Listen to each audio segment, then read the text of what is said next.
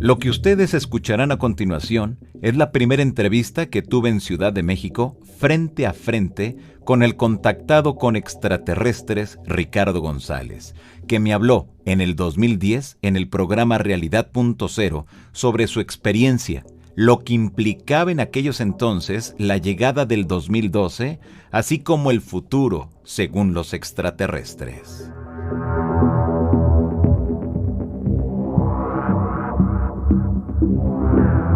Amigos, un gusto saludarlos. Me nombran Johanan Díaz Vargas y estoy muy contento de compartirles en esta nueva entrega de La Insólita Podcast una entrevista que encontré hace unos días en mi fonoteca con mi querido amigo Ricardo González. Así que los invito a que la disfruten, la escuchen, la entiendan y que, bueno, pues aprendamos de lo que implica esta experiencia de contacto con uno de los personajes que viaja constantemente por todo el mundo en busca de corroborar sus experiencias, pero así también de guiar a cientos de personas que desean también vivir esas experiencias de comunicación y contacto. Así que los invito, jóvenes ilustres, a que escuchemos atentamente esta conversación con Ricardo.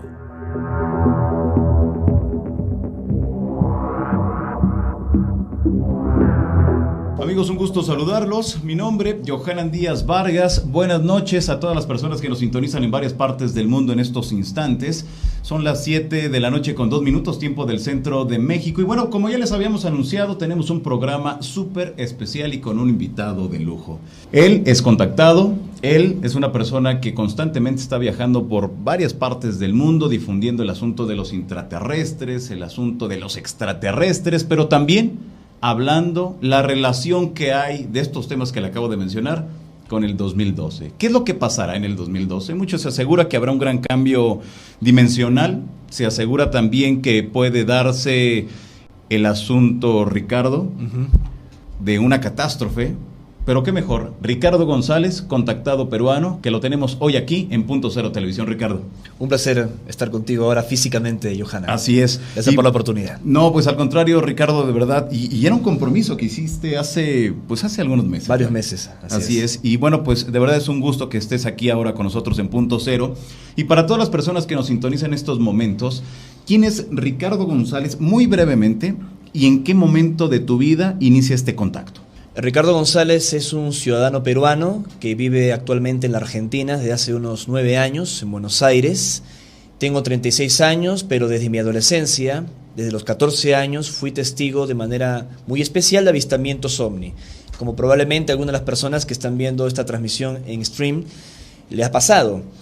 Aunque había tenido avistamientos, Johanan, incluso más de pequeño, al lado de mis padres, cuando estaba en un club en Chosica, al pie de la cordillera de los Andes en el Perú, a las afueras de Lima, no tenía mayor referencia de qué era lo que había visto, porque eran como luces caminantes, podría ser cualquier cosa, quizás hasta satélites, pero la experiencia que suelo citar una y otra vez cuando me hacen alguna nota o entrevista del año 88, que tenía 14 años, fue completamente distinto porque se trataba de un objeto muy luminoso, brillante, como una especie de esfera, que a pleno día se movía en Lima, y esto obviamente no era un avión, un helicóptero, y fue el inicio de mi interés más profundo en los no identificados, un interés que más tarde me llevaría, y esto puede sonar una locura, a tener contacto o experiencias con los tripulantes de esos mal llamados ovnis, una experiencia que hasta el día de hoy se mantiene. Así es. Y ahora, ¿en qué momento Ricardo González pues entra en comunicación con estos seres? ¿O cómo se da esa relación, Ricardo? Sabes, yo vengo de una familia normal, siempre lo cuento, una familia completamente normal. Mis padres no investigaban el tema, nadie estaba en estas cosas. Mi padre trabajaba en el Seguro Social del Perú, era informático, el jefe del departamento de informática, sí. Mi madre en los bancos. Soy el mayor de 3 hermanos, estudiaba administración de empresas y mercadotecnia, nada que ver con estas cosas. Ajá. Y recuerdo que tenía que dar unos parciales de estadística y contabilidad, y como todo muchacho que estudia en la universidad, de pronto cierro mis apuntes, me tomo como un break. Ya me había ocurrido la experiencia del año 88, esto era 93, pero no estaba en estos temas, sencillamente los seguía desde lejos. Y cuando cierro mis apuntes, mis cuadernos, en ese break que me tomé, escucho una voz en mi cabeza que en perfecto castellano me dice: no dejes de seguir buscando, somos seres extraterrestres que estamos entrando en contacto contigo, vas a vivir una preparación, un adiestramiento y nos conocerás físicamente. Sinceramente, en ese momento yo dudé porque una cosa es aceptar la posibilidad de que no estamos solos en el universo y otra cosa es que estés recibiendo mensajes de presuntas entidades no humanas. Y esta voz o lo que fuese, y te estoy resumiendo la historia porque estamos en vivo, me pide subir a la terraza de la casa. Yo subo acompañado a mi familia y somos testigos de una luz roja brillante que se va aproximando, se pone sobre nosotros, ya se puede ver que es un aparato de formato triangular, no que era un triángulo como alguien por ahí me quiso dar un palo en internet, no, que era como un boomerang que terminaba como en cierto ángulo, y este objeto, sin emitir ruido, volvió por donde vino y desapareció. Yo me quedé atónito porque dije, ¿cómo de un mensaje mental aparece este tema del avistamiento? Luego me di cuenta que este tipo de cosas, de los mensajes mentales y posteriores avistamientos que lo confirmasen, ya le había ocurrido a este contactado costarricense, Enrique Castillo Rincón, en las lagunas de Colombia, cuando tuvo sus supuestas experiencias con seres de las Pléyades, las experiencias de Carlos Paz y Sisto Paz Wells, que los he entrevistado cuando fundaron el grupo Rama, también con los avistamientos programados. Entonces, como buen peruano, dentro de la casuística OVNI, acudí a todo eso para tratar de entender qué es lo que me había pasado. A ver, con esto entonces, Ricardo, no nace la experiencia de Ricardo González con Sixto Paz, sino que fue mucho antes. La experiencia empezó antes, pero fíjate, y esto lo cuento también a manera de anécdota, a los 2 días me estaba dirigiendo a dar el famoso examen. Y cuando estaba cruzando, si es que conoces Lima, la avenida Benavides, que cruza con la vía expresa en el distrito de Miraflores, donde estaba en mi centro de estudios, una señora mayor me interrumpe en la calle y me dice, ¿sabes que los hermanos mayores están esperando a que tomes una decisión? Yo dije, hombre, esto es el colmo. Y esta mujer, ¿cómo es posible que me diga una cosa como esta cuando yo había tenido el avistamiento un par de días antes, con un previo mensaje mental, cuando ni practicaba meditación o ese tipo de cosas que supuestamente aceleran la comunicación con estos seres? Me da un papel y hablaba de un congreso OVNI. Y entre los expositores se encontraba Freddy Ansi y Edgar Concha, antiguos miembros del grupo Rama que fundase Carlos Sisto Paz Wells. Acudí a esa conferencia y en esa charla que ellos dieron, Edgar Concha, contador de Lima, me di cuenta que lo mismo que me había ocurrido a mí es lo que le había pasado a los hermanos Paz Wells y también a tanta gente en el mundo. Entonces empecé a participar de la dinámica que involucraba concentración, relajación, respiración, y aunque me resultaba extraño mezclar esos temas místicos espirituales con algo que me parecía muy racional, muy objetivo, muy medible, funcionaba. Íbamos al desierto de Chilca, a las montañas de Macahuasi en los Andes, y los contactos los podíamos repetir ante testigos. Más tarde llegaría el encuentro físico. ¿Y después? Está el encuentro físico. ¿A quién viste? ¿Qué sentiste? ¿Qué te dijeron? Estoy resumiendo bastante esta historia que... Sí, desde luego, para todas las personas que nos ven en estos momentos, toda la experiencia nos la está dando en unos cuantos minutos, esto por cuestión de tiempo, pero vamos a entrar en detalles de su experiencia que son muy importantes y que de hecho a través, desde que te anunciamos, nos han llegado algunos correos electrónicos ya preguntándonos cosas precisas. Lo que haga falta. Yo soy una persona normal, siempre lo he dicho, y me considero un ciudadano común y corriente, solo que le ocurrieron estos temas, estas experiencias, y decidí afrontarlas. A los 22 años tuve un contacto físico, o sea, cara a cara con un ser tal y como nos encontramos ahora en este estudio de radio, que no era de procedencia extraterrestre, sino que afirmaba formar parte de una civilización subterránea, es decir, un grupo de seres muy avanzados, supuestamente descendientes de culturas perdidas como la legendaria Atlántida, aunque esto suene también a una locura o insano, estarían ocultos bajo la corteza terrestre en el área del Parque Nacional del Manú, en las selvas amazónicas de mi país, en el Perú, donde las leyendas sugieren existe Paititi, la ciudad perdida de los incas. Fue mi primera expedición de 3 que hice al Paititi, y allí me encontré con este hombre, porque era un hombre, rasgos como nosotros, ojos, nariz, boca, aunque de apariencia anciana, con una larga y delgada barba que le llegaba casi a la altura de la cintura, aunque todo él vestido con una túnica dorada de aspecto metálico con cierta flexibilidad. Se comunicaba mentalmente y decía llamarse Alcir. Yo era un muchacho de 22 años y había tenido avistamientos, experiencias, mensajes mentales, pero era mi primer contacto físico. Y toda esta experiencia me hizo investigar sobre la esotérica Hermandad Blanca, sobre la leyenda inca de los Paco Pacuris o los guardianes del mundo subterráneo, A los 22 años publiqué mi primer libro, Los Maestros del Paititi. Me convertí en el escritor más joven de Latinoamérica en estos temas y empecé a viajar a lugares vinculados al mundo subterráneo, a la Cueva de los Tallos, al Paititi, la Sierra Roncador, a Roraima, al desierto Atacama, al Monte Oreb, al desierto Gobi en Mongolia, y pudimos repetir las experiencias y me di cuenta que el mundo subterráneo, en conexión con el fenómeno ovni, no es ningún cuento chino y es muy importante y casi nadie lo difundía. Entonces me comprometí con ese tema y traté de orientar mi trabajo en esa perspectiva. Ahora, te conviertes en uno de los escritores más jóvenes, lo acabas de mencionar, en cuanto al tema de, pues esto, del fenómeno ovni, de los intraterrestres. Pero las personas que nos sintonizan en estos momentos, Ricardo, ¿cómo debemos de entender cuando siempre tenemos información de seres extraterrestres? Quiere decir, seres que vienen de otras partes del universo, pero ahora tú vienes y nos dices que hay también en el interior de la Tierra. Es un tema muy controvertido. En el caso del fenómeno ovni, que no necesariamente, como sabe la gente que te sigue, sí, y tu programa de radio, también tus participaciones en televisión, ovnis, objeto volador no identificado. Y hasta ahí se queda. Y hasta ahí se queda. Sí. Cuando hablamos de civilizaciones extraterrestres, estamos escudriñando posibles civilizaciones avanzadas que vienen de otros mundos, pero también vienen de otras dimensiones, de otras membranas de espacio-tiempo distintas a las que nos movemos habitualmente los humanos. Y en el caso del mundo subterráneo, no necesariamente estoy hablando de una tierra hueca.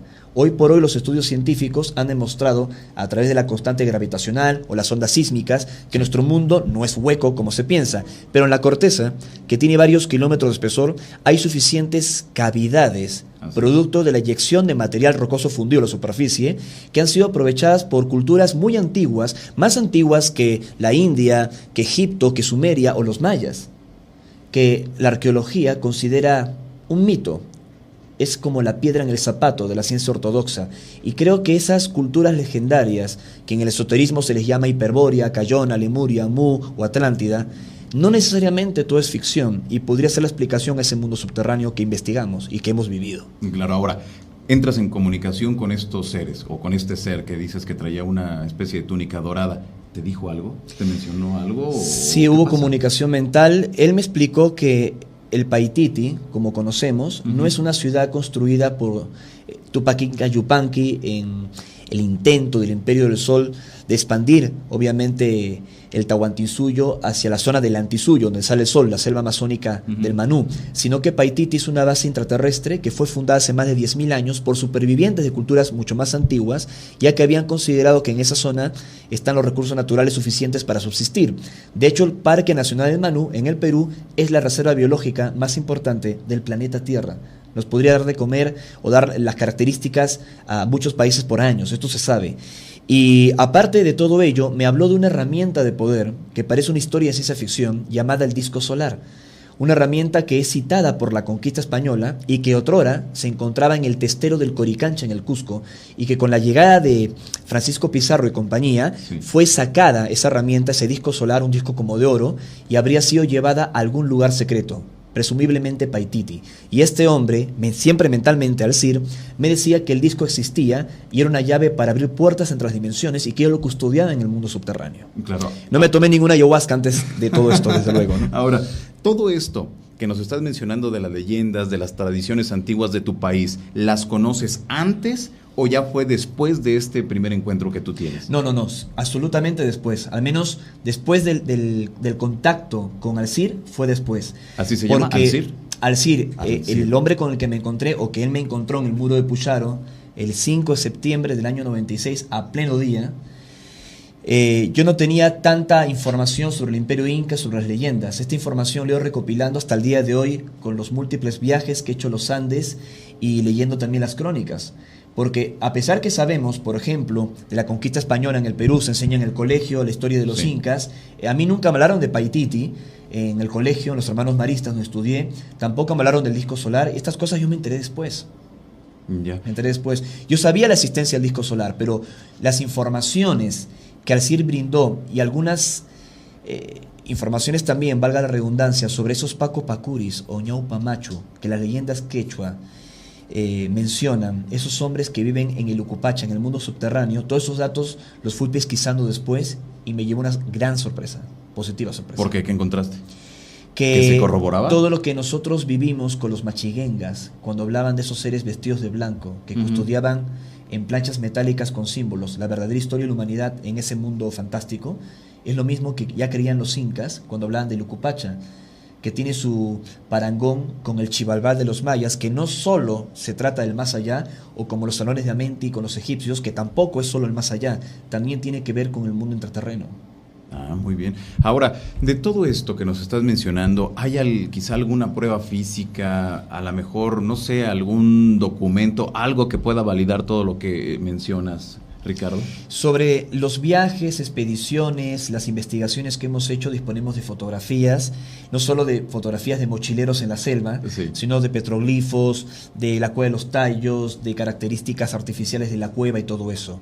Pero si te refieres a alguna fotografía o filmación de Alcir dándome la mano o un contacto físico, no tenemos ese nada. tipo de evidencia, porque sinceramente estas entidades no han querido darnos un contacto que sea registrado, porque creen que podríamos perder el camino de la relación con ellos. Lo que sí nos han permitido es fotografiar sus naves, filmar sus naves, invitar algunas veces a periodistas. Ese tipo de evidencia sí disponemos. Y creo que es ya bastante, porque... Claro. A ver, ¿avistamientos ya programados? Sí, he tenido esas experiencias. Tal cual sucede con Sixto Paz. Es que no solo ha pasado con Sixto Paz, ha pasado con Luis Fernando Mostajo Martes en Bolivia, ha pasado con Charlie Paz, no solo con el avistamiento con Benítez, sino con periodistas también en Chile, ha pasado con mucha gente. Yo tuve 3 experiencias con periodistas. La tercera ocurrió el 5 de mayo del año 2005 con el periodista Rolando Graña, director de noticias de Canal 2 del programa Código. Él envió a la productora Endemol a Capilla del Monte, se dio el avistamiento. Ellos reconocieron que el avistamiento se dio, mostraron las imágenes. Tu amigo Jorge Suárez de Capilla del Monte, un gran ufólogo argentino, él te puede corroborar todo esto. Y también te puedo decir que lamentablemente los medios de prensa de Argentina no siempre tratan con la mayor seriedad estas cosas. Es como lo que le pasó a Sisto, que invita también a periodistas hace poco tiempo a Chilca, y unos periodistas de Costa Rica empezaron a decir que no se había tratado de un fenómeno ovni, sino de la luna. O sea, siempre va a haber gente que trata de buscarle el pelo al huevo, como decimos. Pero lo que procuramos no es que la gente crea en estas cosas. El gran peligro que yo veo en el contactismo, y es como un mea culpa, y en el fenómeno ovni, es cuando se alientan seguidores, cuando se forman gurúes y maestros y estás siguiendo a personas o a alguien. Estamos en una época donde se tiene que dudar de todo y de todos, donde se tiene que investigar. Creo que la investigación es la herramienta más poderosa para darle un poco de sensatez a este tema. Claro que eso es lo principal, Ricardo, porque sabemos de antemano, como tú bien lo mencionas, que en determinados países hay personas que tanto están a favor, pero que están en contra, pero que son de esos escépticos recalcitrantes que niegan por negar sin hacer antes una investigación, sin entrevistarse con las personas que presentan una fotografía, un video, o quienes aseguran mantener contacto ya sea con intraterrestres o extraterrestres. Eso es lo peor de todo. O sea, porque negar por negar todo lo podemos hacer, pero ¿bajo qué argumento? ¿Bajo qué base? ¿No? Pero bueno, regresemos a este asunto de los intraterrenos. ¿Y cuántos viven allá abajo? ¿O qué? ¿O cómo están? Cuando hablamos del mundo subterráneo y lo que hemos investigado en estos viajes y experiencias, porque los contactos se han mantenido, incluso algunos contactos han sido grupales, no solo he estado a solas en medio de estas experiencias. A ver, ¿con esto quieres decir entonces que más personas han visto al CIR? Sí, desde luego. O sea, no solamente tú. No, desde luego, y muchas partes del mundo. Me ha ocurrido que, por poner un ejemplo, he ido a dar una conferencia en Suiza y se me acerca un niño en Ginebra, y en Suiza no me conoce nadie, desde luego, y recibe una psicografía de un hombre con barba y le pone el nombre Alcir. Me dijo que se llamaba Alcir. Y yo recién llegaba a Ginebra a dar una conferencia. El caso también de una pareja de amigos de Beatriz Gámbaro y Raimundo Collazo, que no me conocían y tienen una experiencia muy cerca de Monte Shasta, en el área de Roeding, con un ser que decía llamarse Alcir, que se les apareció en una proyección holográfica desde Paititi. Y cuando llega mi libro, Los Maestros del Paititi, a los Estados Unidos, ellos ven que la misma experiencia la habían tenido un joven peruano en la selva, ¿no? Entonces, mucha gente ha tenido experiencias, y también en nuevas expediciones en la selva, gente que ha estado conmigo lo ha podido ver al Alcir. A distancia no hubo diálogo, pero lo he visto físicamente. Ahora, cuando se habla de mundo subterráneo, la gente no debe pensar que es un mundo hueco con edificios al interior, con millones de personas viviendo y un sol radiante en el núcleo. No es exactamente así. Me atrevería a decirte que hay pocas criaturas físicas viviendo en el mundo subterráneo. La mayoría de ellas son como interdimensionales. Son ok. pocas, como en el caso de Alcir, que tienen corporeidad física y se han mantenido físicamente en nuestro plano para proteger esos tesoros, como decía Juan Morris en La Cueva de los Tallos, que no deben caer aún al profano. Claro. Ahora, pero entonces no hay nada físico allá abajo. Si hay cosas físicas, si te refieres a construcciones, las Sí. hay. O sea, sí existen. Tecnología la tienen. Archivos de todas las culturas del mundo, como si fueran grandes depósitos de información, la tienen. Uno de los ejemplos más extraordinarios es la Cueva de los Tallos, que le he mencionado hace un momento. Claro. Tuve la ocasión de estar 3 días allí, recorrerla, compartirla al lado de un gran amigo investigador como es Rafael Calderón de Quito, y te puedo asegurar que no solo los túneles existen, y que son, a mi entender, artificiales, que no es producto de astrofismo o erosión de la naturaleza o lo que sea, sino que también hay criaturas pequeñas. En este caso no como la experiencia con Alcir, que es un hombre como nosotros, sino de criaturas más pequeñas que quizás algún ufólogo desprevenido las confundiría con los famosos grises. Son criaturas muy pequeñas que los indios Shuar denominan sunkis o nuncuis, que los indios pemones en Roraima, en Venezuela, les llaman amaicoc, y que probablemente sean esas caritas tan extrañas que están pintadas o grabadas en muchos petroglifos del mundo, como los de Pucharo en Paititi. Son los celadores, los guardianes del mundo subterráneo. Claro. Nosotros lo vimos físicamente. Ahora, ¿esto tiene algún tipo de relación? Digo, en México al menos se conocen como duendes, como protectores de ciertos lugares. Chaneques. Exacto, chaneques. ¿Tiene que ver con eso o no? Son temas No lo he completamente investigado distintos? profundamente, pero parece que tiene una relación bastante intensa. De hecho, a mí me comentaron gente amiga Sí. que unas cavernas, no recuerdo el nombre, quizás tú me puedas ayudar, en Puebla, se han visto seres muy pequeños y también es una zona de avistamientos ovni. Y en marzo del año 2004, si no me traiciona la memoria, un grupo de ingleses quedaron atrapados por unas tormentas y en esa época el presidente Fox no se había enterado que habían entrado con visa de turismo y estaban haciendo una operación prácticamente militar, y hasta donde llegan las informaciones que manejo, no permitieron que un equipo de vuestro país, de México, los rescatase, sino que viniesen desde Reino Unido. Pues el mismo equipo de militares ya habían hecho una incursión similar en el Ecuador, en la Cueva de los Tallos, en julio del año 76. Buscaban a los mismos seres. En realidad no les interesa las tablas metálicas con símbolos, les interesa criaturas biológicas no humanas que pueden llevarse vivas. Por eso Neil Armstrong estuvo en esa expedición. Así es. Hay muchas cosas que la gente no sabe sobre la Cueva de los Tallos. Claro, es importante este tema, pero también es importante el hecho, Ricardo, de que esto no es exclusivo de nuestro tiempo, sino esto ha estado ahí durante muchos siglos, y que lamentablemente son muy pocas las personas, en este caso como tú, que están dando a conocer lo que realmente sucede en esas localidades, ¿no? Con el mundo subterráneo. Ahora, hemos escuchado y por lo regular conocemos mucho de Shambhala, de Agartha, que son como que los dos temas más importantes cuando se habla de mundos intraterrenos. En México están algunas ciudades también con esas características, donde las leyendas a grandes rasgos se menciona para todas las personas que nos sintonizan en otras partes del mundo, que el día 31 de diciembre para amanecer el día 1 de enero se abren puertas en ciertos lugares, o en los equinoccios o en los solsticios, ciudades que dentro es todo de oro, que la gente entra y cuando sale ha pasado 1, 2 o 3 años. Eso es importante, es interesante, y qué mejor que nos puedas dar tu punto de vista sobre esto que te acabo de mencionar. Estoy de acuerdo contigo, y te podría añadir que la conexión que hay entre Shambhala o estas ciudades físicas o etéricas, como estás describiendo, que en ciertas condiciones, como que vamos se a abren, llamarle, ¿no?, extrañas o paranormales, se abren, como la supuesta ciudad de Erx en la Argentina. Tú investigaste allí, estuviste en Capilla del Monte. Así es. O la ciudad de Telos, como se le habla, o se le menciona, mejor dicho, en Monte Shasta, al norte de California. Son términos más esotéricos y obviamente la gente lo toma con pinzas, más aún cuando uno lee un libro y te dicen que se casan y tienen trenes interiores y esas cosas. Eso le quita a veces un poco de seriedad al asunto, claro. Pero de que se cuecen habas, se cuecen. Y lo que te iba a añadir es que ya Nicholas Roerich, en una expedición en los años 20, un tipo que era íntimo amigo de Albert Einstein y de Tagore, primer premio Nobel de origen asiático, había tenido un avistamiento muy fuerte, muy cerca de las montañas del Altai Himalaya, incluso en presencia del servicio secreto ruso, que mandaron espías a que estuvieran en su expedición. Y ese objeto, cuando apareció y lo pudieron ver con los binoculares, inundó de un perfume, como si fuera un aroma a incienso de rosas en el ambiente. Está en el diario de Roerich, y los lamas le dijeron, es un signo de Shambhala, son los guardianes de Shambhala. Es decir, que lo extraterrestre o el fenómeno ovni no está desvinculado del mundo subterráneo.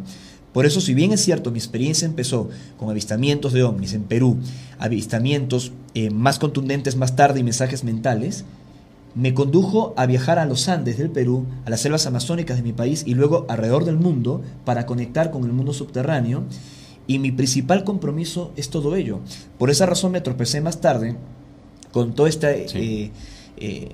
No sé cómo decirlo, avalancha de información, creo que es el término, en torno al año 2012.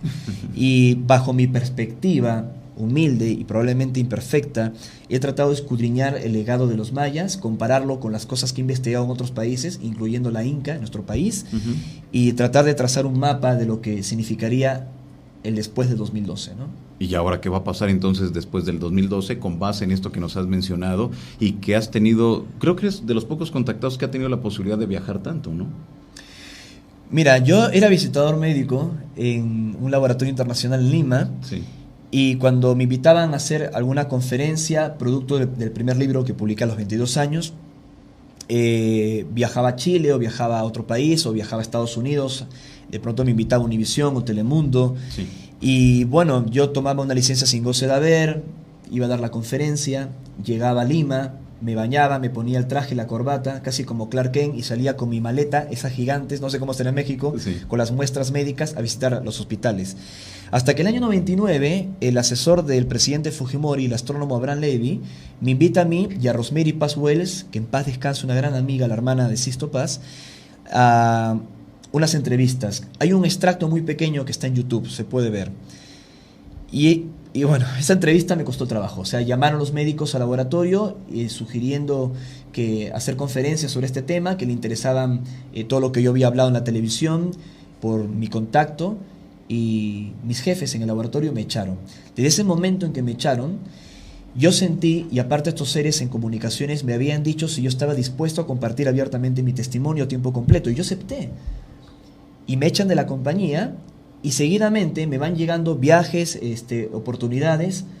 Yo viajo 14, 15 países por año, y constantemente están requiriendo mi presencia para que humildemente pueda compartir todo esto, ¿no? Entonces, yo lo que he tratado es no quedarme solo en el testimonio, porque a veces la gente se equivoca y piensa que eres un tipo especial porque tuvo contactos, claro, o que eres un charlatán porque también tuviste contactos. Trato de combinarlo con la investigación. Creo que no solo hace falta misticismo en esto, falta mucho sentido común para no perder los pies en la tierra. Pero sobre todo ahí me llama la atención esta parte que mencionas, que bueno, sí, está tu experiencia, la viviste, pero es una experiencia propia. ¿De qué manera la puedes expresar a las personas que están frente a ti? De ninguna manera, porque no es se transferible. puede. Por eso que también trato de investigar. Yo siempre en mis conferencias o en la televisión Sí. Comparto lo que me pasó, me hago cargo de lo que me ocurrió. Yo no puedo decir, no, vi 2 seres, ahora vi 4, ahora vi 7, o nunca los vi. Vi lo que vi, y siempre cuento lo mismo porque fue lo que me pasó. Quizás en algún momento, y te lo confieso aquí en tu programa, me he dicho, ¿qué tal si no lo hubiese vivido? Quizás llevaría una vida normal, porque luego de ver a estos seres, luego de haber tenido esos contactos, es inevitable que tu camino cambie. Y estoy súper comprometido con esto. No para que la gente lo crea, sino para que lo piense. Entonces, como te decía hace un momento, he sumado la investigación, sumo mi testimonio, todo lo que he recorrido en otros países, colaborando con otros investigadores, periodistas como tú, de los que he aprendido un montón de cosas. Y creo que con una visión más macro del asunto nos vamos a acercar poco a poco, pedacito a pedacito, a aquello que llamamos la verdad. La verdad. ¿Y qué debemos entender por la verdad? Cuando sabemos que estamos, o el tema del fenómeno ovni a nivel mundial, como que está un tanto contaminado, un tanto por los egos, un tanto por información que es malinterpretada, un tanto por información que de plano la ponen en el escaparate para que la gente se desilusione precisamente de eso. Un poco respondiéndote esta pregunta y volviendo a lo que quedó en el tintero sobre el 2012, qué es lo que va a pasar o lo que no va a pasar según lo que investigué. Yo creo que nadie es dueño de la verdad, pero deberíamos ser lo más honestos posibles en decir las cosas como son. Por ejemplo, en el año 2012, los mayas en ningún momento hablaron de 3 días de oscuridad, no hablaron de ningún rayo sincronizador, no dijeron que el mundo se iba a acabar el 21 de diciembre del 2012. Tampoco tenían 7 profecías mayas. Así es. Y yo creo que hay que ir al grano y ver qué fue lo que dijeron, si se trataba de pronto de una efeméride astronómica y de todo esto se ha hecho una interpretación esotérica. También hay que darle mucha importancia a lo que dicen los genuinos chamanes de etnia maya, que tienen una visión sobre el asunto. Y haciendo un análisis de todo esto, no hay ninguna duda de que hay algo en el centro de la galaxia, de que hay una radiación que está llegando a nuestro planeta, que los cambios climáticos que estamos enfrentando no necesariamente tienen que ver con los gases de efecto invernadero o el calentamiento global, que toda la crisis que está viviendo el mundo no es una casualidad, y los avistamientos ovni, lo que pasó aquí en vuestro país con el eclipse y los avistamientos y la presunta profecía maya en el Códice de Dresden. O sea, todo eso es interesante estudiarlo y confirmarlo. Claro. Y además de todo ello, lo que es interesante que también en el mundo espiritual se podría cometer el error de decir una cosa como que el 21 de diciembre del 2012 ya estamos en la 4ª dimensión, ya estamos en un milenio de paz y se acabaron los problemas. Yo no creo en eso. Yo creo en el aquí y en el ahora, en el trabajar en el día a día, en ir sembrando las cosas para el mañana. Creo que ese deadline de 2012 cierra una etapa y empieza otra donde vamos a tener que seguir trabajando. Ahora bien, si en enero del 2013 estamos en la 4ª dimensión, bajaron los ángeles, los extraterrestres y se acabaron los problemas del mundo, pues vendré aquí a tu programa de radio felizmente equivocado, pero sinceramente no lo creo, por sentido común y por lo que he investigado. Creo que hay que ser muy coherente con estos temas y tratar de promover el trabajo, el día a día y el aquí y el ahora. Claro, pero ahora, ya mencionaste algunas de las cosas que se aseguran pasar ese 21 de diciembre del 2012. Con base en la investigación que tú has realizado de algunas culturas, ¿qué sucederá? De hecho, ya está pasando. Lo más probable es que el planeta, tal y como lo conocemos, cambie geográficamente. No sabemos qué tan gradual será ese cambio, las inundaciones que se prevén, si serán tan intensas como una película de Hollywood, o si de pronto podemos revertir los cambios más drásticos. Pero de hecho, lo que más me preocupa es la anomalía del Atlántico Sur.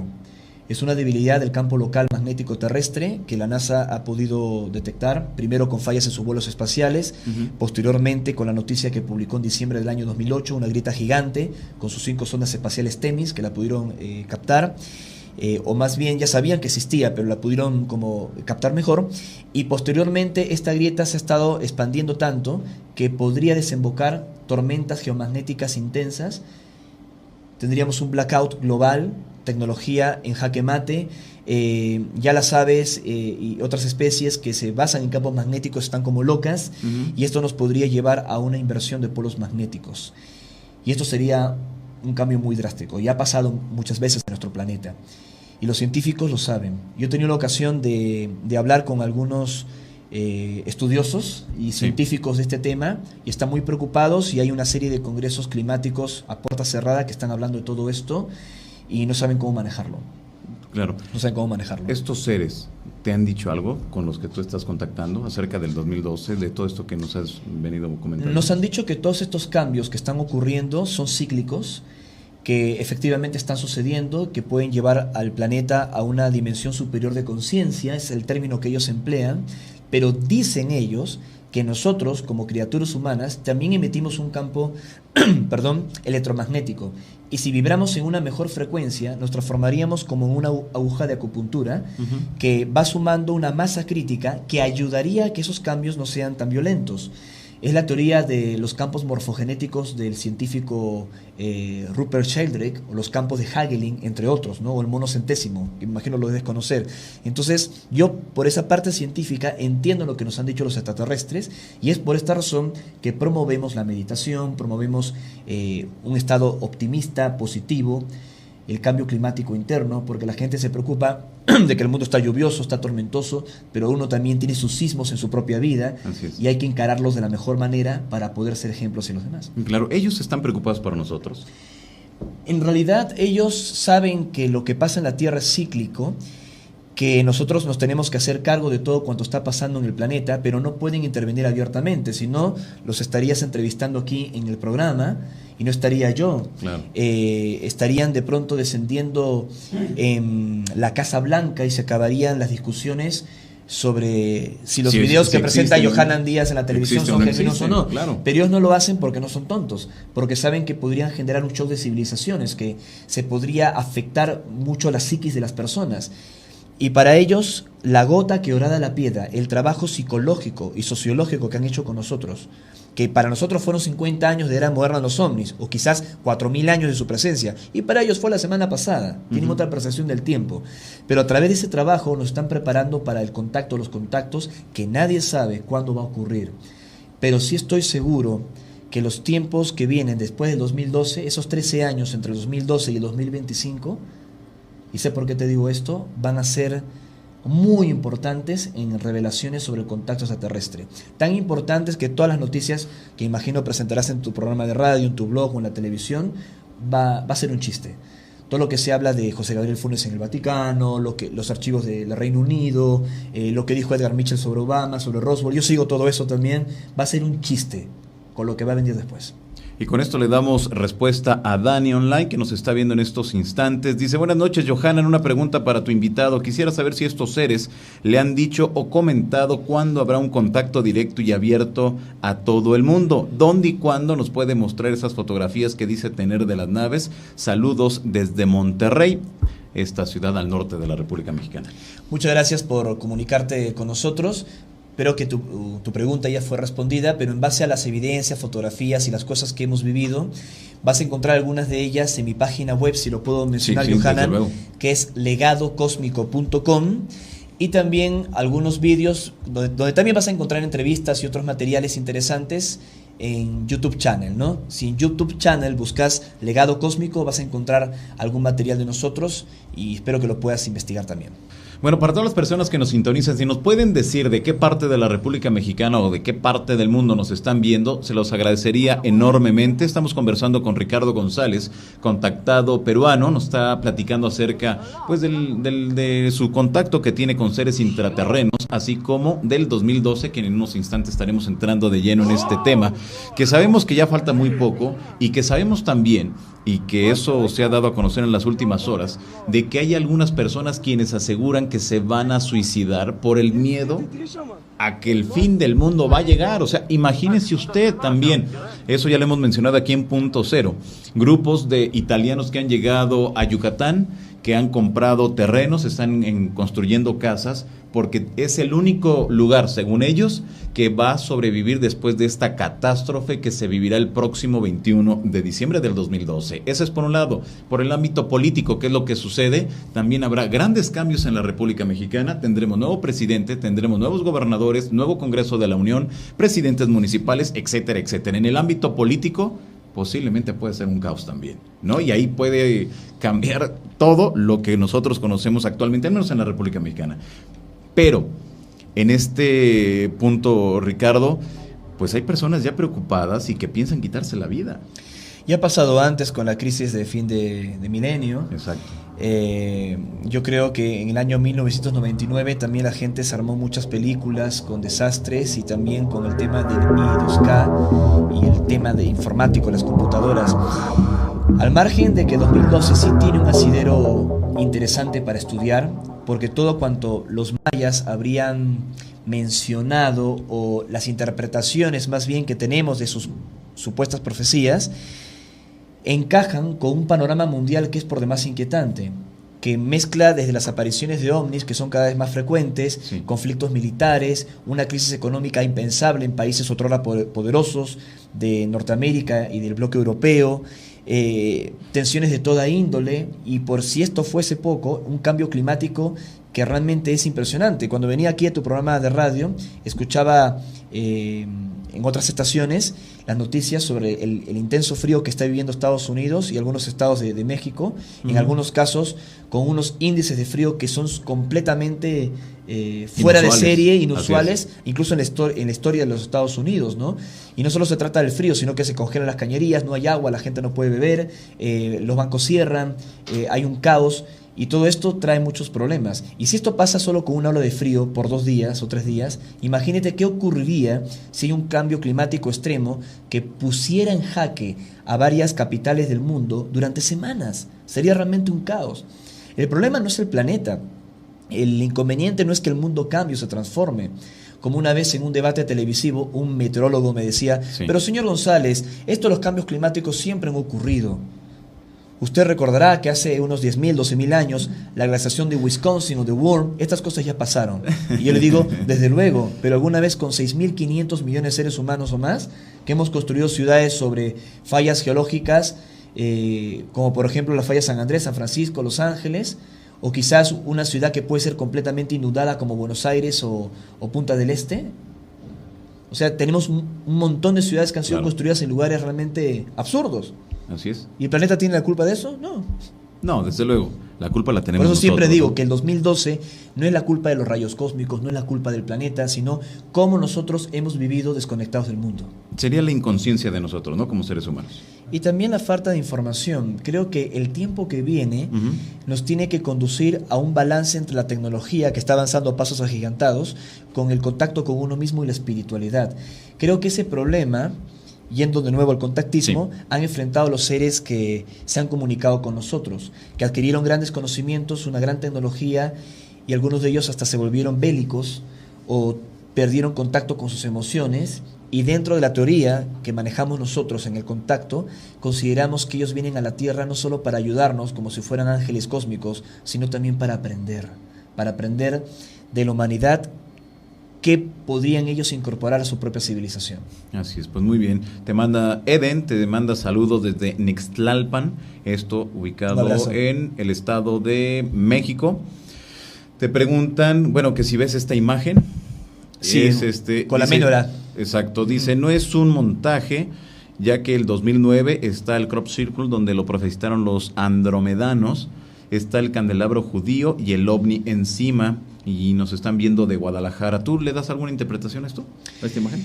Podría dar una interpretación esotérica, teniendo en cuenta que veo una especie de menorá de 7 brazos. No sé qué puede simbolizar el otro ideograma, pero tampoco tengo la certeza, ustedes lo saben bien, que han investigado mucho los agroglifos de Inglaterra, que sea genuino, porque también existe un grupo que son los Circle Makers, que hace algunos grabados muy complejos, y están utilizando detalles esotéricos, no como los otros que son gigantes, que aparecen de la noche a la mañana, que tienen hasta mutación en el trigo, y con filmación en algunos casos de algunas pequeñas esferas y todo, ¿no? De hecho, yo estoy viajando para Inglaterra en el mes de mayo, con donde empieza la temporada, como tú sabes, de los agroglifos, y tengo algunos contactos allí y voy a ver qué onda. No, pues perfecto. Y Ricardo, te cuestionan, muy bien, si no va a haber cambio de pensar de la gente, si no van a bajar los extraterrestres, entonces ¿qué va a pasar? Lo que dependa de nosotros, o sea, es que ese es el asunto. La gente siempre quiere o que bajen los hermanos mayores de las estrellas, o que haya una catástrofe tremenda como para que nos pueda remecer y todos tratemos de cambiar.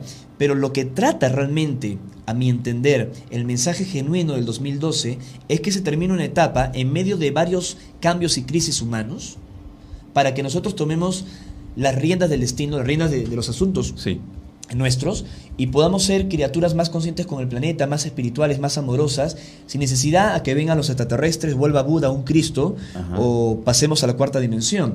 O sea, creo que es la etapa de la responsabilidad humana. La tenemos que ganar a pulso, no que venga alguien a hacerlo.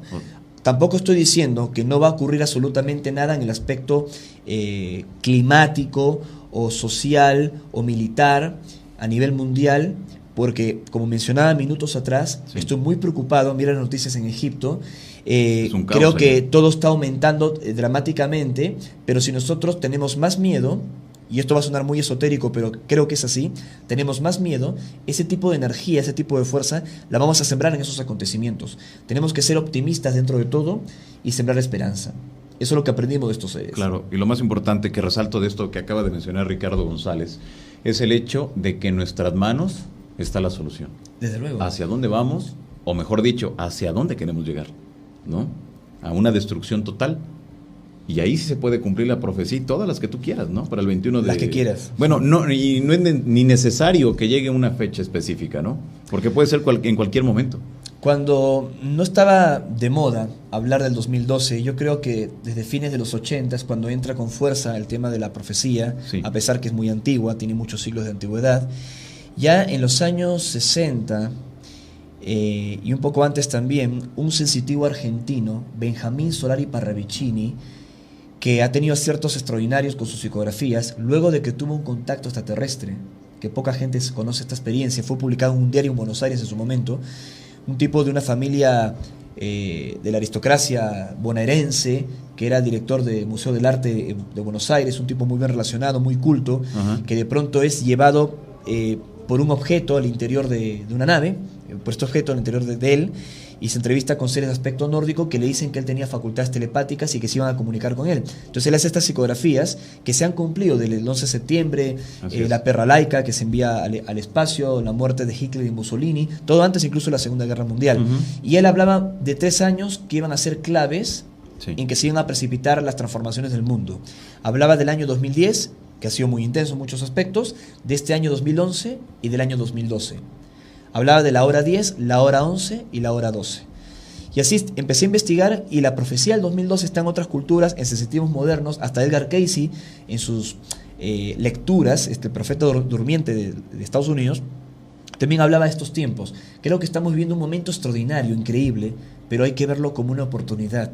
No hay que verlo como algo terrible. Así es. Bueno, pues ya prácticamente se nos terminó el tiempo, Ricardo. Sí, te preguntan Darcario 21, dice: un saludo para el invitado, y qué opinión te merece la predicción de Stanley Fulham y del Consejo Galáctico. No sé si tengas conocimiento. Sí, estoy al tanto de eso. No sé cuál será la fuente de Stanley, pero el avistamiento ocurrió. Uno de ellos al menos sucedió, y más o menos en las fechas que había previsto.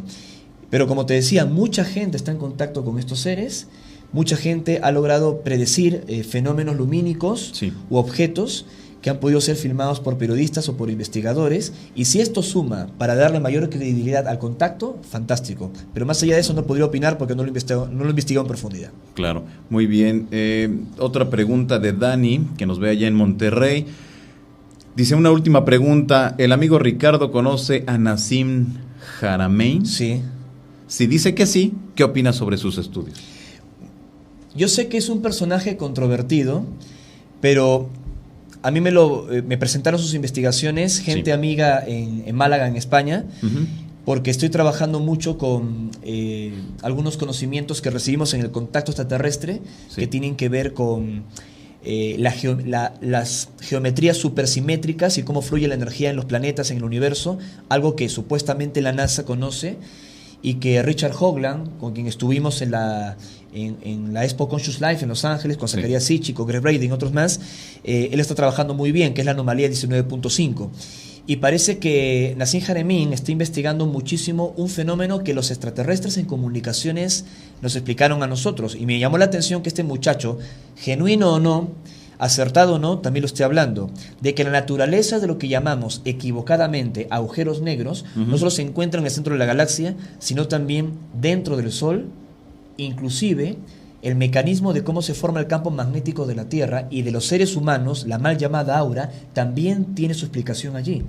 Yo he estado trabajando en esto con algunos enunciados de mecánica cuántica, en algunos... bueno, es una historia muy larga de contar, sé que está terminando el programa, pero es allí cuando me lo presentan a Nassim Haramein y él está hablando algo parecido. No sé si será 100% genuino su trabajo, pero es una coincidencia interesante. Perfecto, muy bien. Pues Ricardo González, muchas gracias por habernos acompañado. A ti por la oportunidad. Hay muchas preguntas, lamentablemente el tiempo ya se nos terminó. Carlos 1732 te manda saludos desde Chile. Tenemos aquí amigos. Hace 2 años que no voy a Chile, gente maravillosa.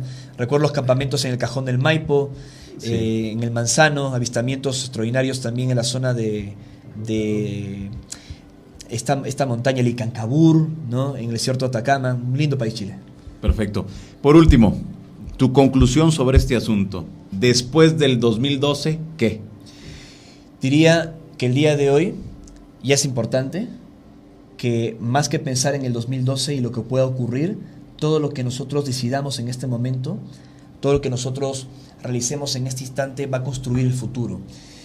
Lo que podría decir en base al contacto que afirmo haber tenido con estos seres y lo que hemos investigado sobre el 2012 es: no tengan miedo. Y no trabajar en base a una fecha, falta 1 año, faltan 5 meses y va a pasar esto, no va a pasar aquello, porque el cambio genuino es cuando uno lo siente desde el corazón, lo comprende racionalmente y trabaja por ello, más allá que esté empujado por algo. hay que hacerlo por conciencia. Estamos en una etapa donde tenemos que aprender a decidir. Para mí, después del 2012 es una etapa que debe ser más positiva, más humana, en base al trabajo humano, sin que vengan los extraterrestres o la segunda venida de Jesús o que pasemos a la cuarta dimensión para que esos fenómenos solucionen los problemas. Yo no creo en eso, creo en el ser humano. Exactamente, que creo que ese es el mensaje principal de esta emisión de Punto Cero Televisión cuando son las 7 de la noche con 57 minutos. Nosotros tenemos la decisión y nosotros tenemos que cambiar. Si no, no va a cambiar absolutamente nada. Bueno, pues, Ricardo, muchas gracias de verdad por acompañarnos aquí en Punto Cero Televisión. Gracias a todas las personas que están conectadas. Gracias. Bueno, lamentablemente no pudimos contestar todos sus cuestionamientos, pero muchas gracias a todos ustedes. Y bueno, pues ya nos vamos, son las 7 de la noche con 59 minutos. Gracias a la gente de producción, gracias a la gente de Planeta 2013 por todas las facilidades para realizar Punto Cero Televisión. Mi nombre, Johanan Díaz Vargas, y los espero aquí la próxima semana en punto de las 19 horas, tiempo del Centro de México. Hasta la próxima semana.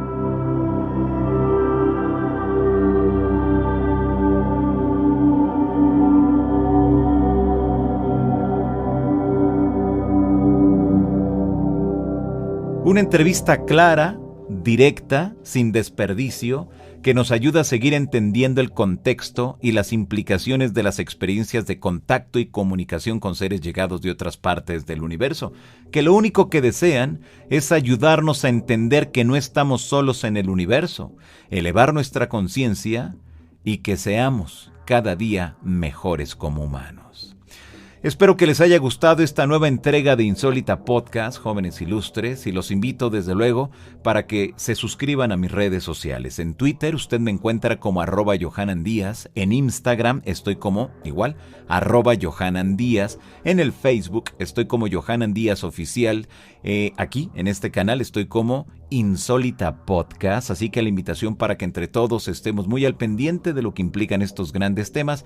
Síganme ahí en mis redes sociales, a mí me dará mucho gusto estarlos esperando y compartirles todos los días, en todo momento, la información que vaya surgiendo más importante en torno pues a este gran asunto. Muchas gracias, les mando un fuerte abrazo y recuerden que a mí me nombran, porque a mí me nombran, Johanan Díaz Vargas, y al igual que todos ustedes, yo vivo una insólita experiencia. Hasta una nueva entrega. Bye bye.